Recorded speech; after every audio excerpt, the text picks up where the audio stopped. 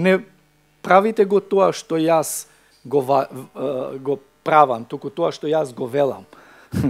И во оваа ситуација, токму истиот тој ни предлага да правиме ограничување за да нели бидеме по домаќинско однесување, државата да не ја изложиме во ваква и онаква ситуација, нешто што цело време на назад го правеа и оставаат уште 2-3 години простор да го прават до тој лимит.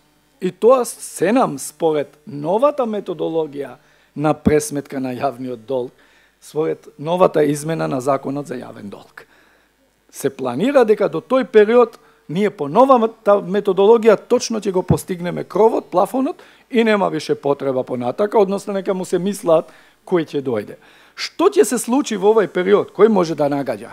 Кој може да ги знае што ќе бидат економските циклуси наредната година во вакви неизвесен економски, макроекономски амбиент надворешен? Гледате што се случува, значи Украина, што се случува во другите делови во светот, а ние директно сме на некој начин поврзани со нив. Што ако нам ни се потребни евентуално поекспанзивни фискални политики, па да ги и прекорачиме овие граници. И крајот на краишта, зашто ни се вакви формални граници, кога таквите формални постојат?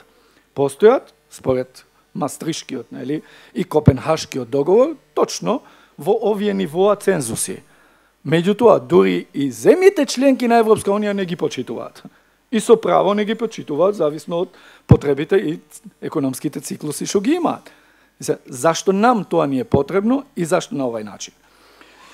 Речи си нема, би рекол, друга економска тема која предизвикува досега и во теоријата поголема дискусија од јавен долг и буџетски дефицит. Значи, како, колку, од кај ќе се финансира, на кој начин, како ќе се менаџира, сите се овие теоретски прашања кои што највише дури заслужуваат и имаат дебата. Еден од најпознатите, би рекол, најновите истражувачи во ова област вели постојана наклонетост на некои држави, анализирајќи земјите членки на ОЕЦД, кон големи дефицити и со тоа јавни долгови, според него, а тоа е харвардски професор Алберто Алесина, е потешко да се образложи и оправдува со економски аргументи. Тој повлекува дека кај овие држави повеќе се во прашање политичките причини и аргументи отколку економските, што е факт. Чини ми се дека Република Македонија и не само во последните 5-6 години е типичен практичен пример на ова фискална најнова теорија. Како се случува?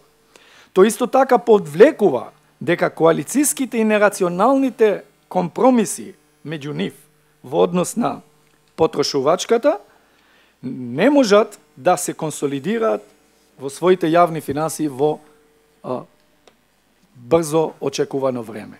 И да довршам само со границите, пошто тука е идејата. Познати се во теоријата 3 основни критериуми за ограничување на јавен долг и буџетски дефицит. Тоа се првиот е фискалната граница, кој обично ги детерминира нивоата по основ на камати врз даночни приходи, камати врз јавните расходи, како и однос на јавниот долг врз јавните расходи. Според мене, групацијата на најважен индикатор за вкупен јавен долг по основ на фискалната граница е моќта на државата да може да одговара кон долговите. Но овие се формалните граници во кои ние сакаме многу чврсто да го правиме со устав. Која е другата граница? Другата е така наречена граница на формално ограничување на јавен долг, што сметам дека ова што кај нас се предлага апсолутно е неефикасно, апсолутно непотребно, туку не компарира со динамиката и очекувањата во делот на моделот на економскиот развој што се планира. Дури е контрадикторно со моделите на економски развој што државата ги планира. Контрадикторно со самата стратегија, фискална стратегија, па и другите развојни стратегии. Тој критериум кој треба да го имаме предвид, ние го нарекуваме оптимална граница, тоест економски граница, што е најсоодветно.